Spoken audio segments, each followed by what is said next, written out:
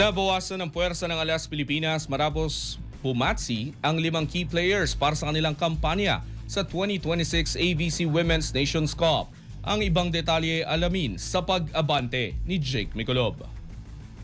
Tinamaan na matinding dagok ang player pool ng Alas Pilipinas matapos kumpirmahin ni PNVF President Tony Boy Liao na hindi nalalaro sina PBL MVPs Vanny Gandler at Erica Santos kasama sina Kim Kiana D, Aliyah Malaluan at UAAP MVP Shaina Nitura. Dahil sa pag-atras ng 5, lalabo muna ang kanilang pagsabak sa AVC meet na gaganapin sa Candon mula June 6 hanggang 14.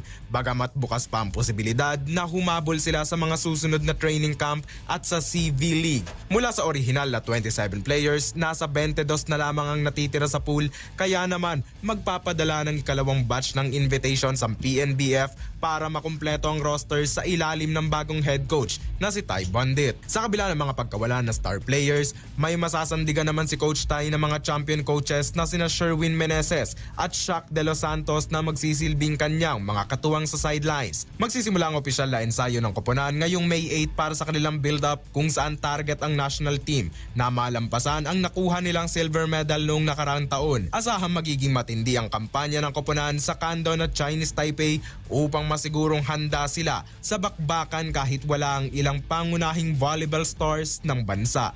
Ako, si Jake Miculob, Abante. Manatiling nakatutok sa Abante, sundan kami sa aming mga social media accounts at huwag kalimutang mag-subscribe sa aming YouTube channel, DWAR Abante Radio, para sa mga eksklusibong balita.